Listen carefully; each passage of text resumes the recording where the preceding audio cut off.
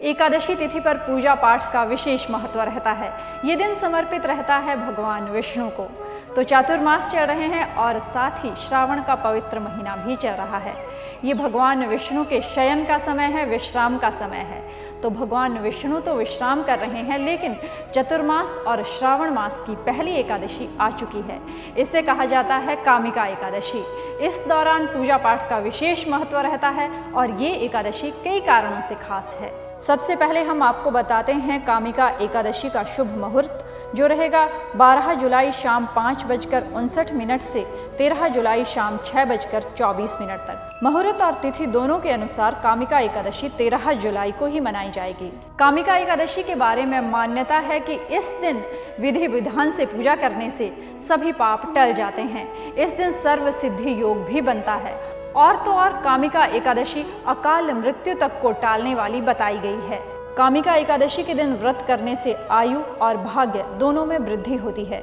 ये व्रत पितृदोष से भी मुक्ति दिलाने वाला है। ये दिन सभी मनोकामनाओं को पूरा करने वाला दिन माना जाता है। माँ लक्ष्मी और भगवान विष्णु की पूजा इस एकादशी पर विशेष रूप से की जाती है। साथ ही इस दिन श्री हरि स्तोत्र का पाठ करना भी विशेष लाभदायक रहता है। इसके अलावा इस दिन एकादशी व्रत की कथा सुनने और पढ़ने का विशेष महत्व रहता है। एकादशी व्रत कथा का पाठ किए बिना इस व्रत को अधूरा माना जाता है। अगर आप इस दिन व्रत नहीं भी कर रहे हैं, तब भी आपको एकादशी के व्रत की कथा जरूर सुननी चाहिए। मान्यता है कि इस दिन एकादशी व्रत की कथा सुनने से सभी पाप नष्ट हो जाते हैं। सावन की इस पहली एकादशी पर अनाज नहीं खाया जाता है। व्रत में केवल दूध से बनी हुई चीजें खाने का नियम है। एकादशी तिथि के दिन चावल खाना भी वर्जित रहता है। भगवान की पूजा में घी का दीपक जलाना इस दिन विशेष लाभकारी माना जाता है। कामिका एकादशी के दिन भगवान विष्णु के साथ तुलसी की पूजा करना भी विशेष महत्वपूर्ण रहता है। भगवान विष्णु को तुलसी अति प्रिय है। तो भगवान विष्णु को अगर आप इस दिन तुलसी अर्पित करते हैं तो इसे भी विशेष शुभ माना जाता है।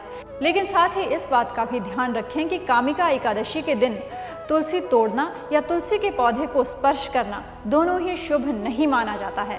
मान्यता है कि ऐसा करने से माँ लक्ष्मी नाराज हो जाती हैं। श्रावण महीने के कृष्ण पक्ष की एकादशी पर भगवान विष्णु की पूजा करने के साथ ही दान करने का भी विधान है। इस दौरान किसी तीर्थ पर स्नान करना भी विशेष फल देने वाला माना जाता है। भगवान विष्णु को इस दिन तिल के तेल का दीपक अर्पण करना शुभ माना जाता है। इस दिन दीपदान करने से हर तरह के पाप खत्म हो जाते हैं और महापुण्य मिलता है। तो चातुर्मास का समय चल रहा है और भगवान विष्णु इस समय योग निद्रा में है। लेकिन अगर आप कामिका एकादशी के दिन भगवान विष्णु की आराधना करते हैं तो इसका विशेष लाभ आपको मिलता है। भगवान विष्णु अपने भक्तों की सभी मनोकामनाएं पूर्ण करने वाले देवता माने जाते हैं। हरि ओम तत्सत। ओम नमः भगवते वासुदेवाय।